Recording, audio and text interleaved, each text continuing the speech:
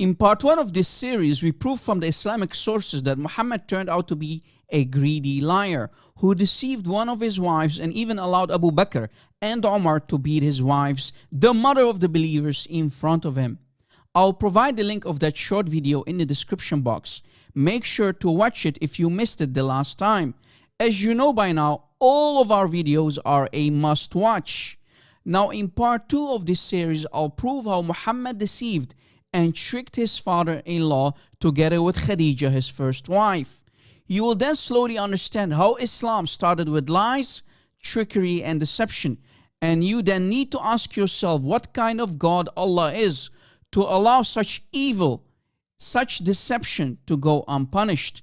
Is there really a God in Islam, or did Muhammad use the same known supreme moon idol, Allah himself, before Islam, which Quraysh used to worship?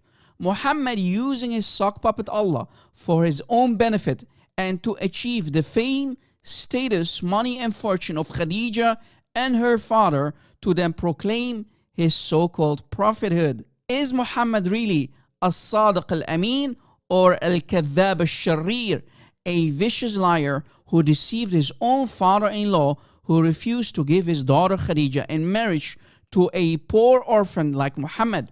Now, before Muslims start to panic and say this is a da'if hadith, I'll provide a screenshot of the hadith on the screen from different books, and I will also provide the reference in the description box. Furthermore, here is a famous sheikh from Al-Azhar, Sheikh Muhammad Hassan, who will confirm that the chain of narration of the hadith is highly strong and all the men in the chain are all trustworthy men.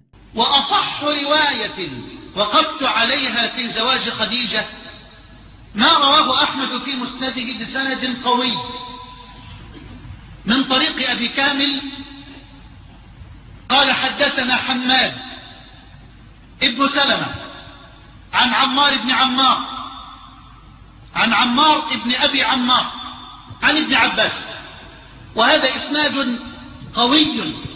فأبو كامل هو شيخ أحمد واسمه مظفر ابن مدرك أو مدرك الخرساني، وهو ثقة كما قال الحافظ بن حجر في التقريب والتهذيب.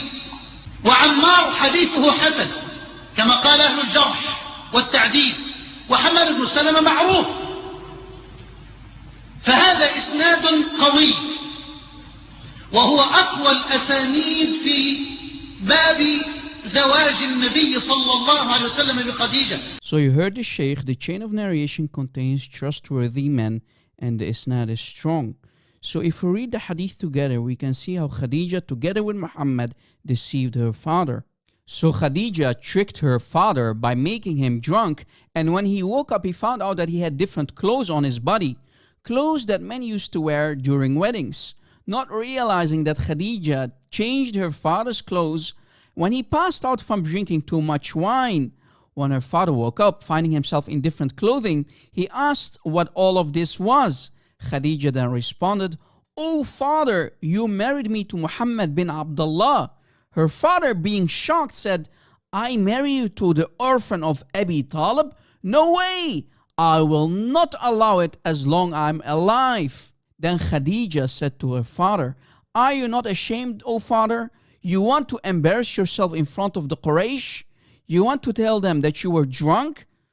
So she not only made her father drunk, tricking him and giving herself in marriage to Muhammad, which of course is a shameful thing for a woman to do, especially in Islam, but Khadija also putting her father on the spot, who was one of the nobles. And Khadija kept pressuring her father, pushing him around, almost blackmailing him, till he had no other choice but to agree with the whole situation.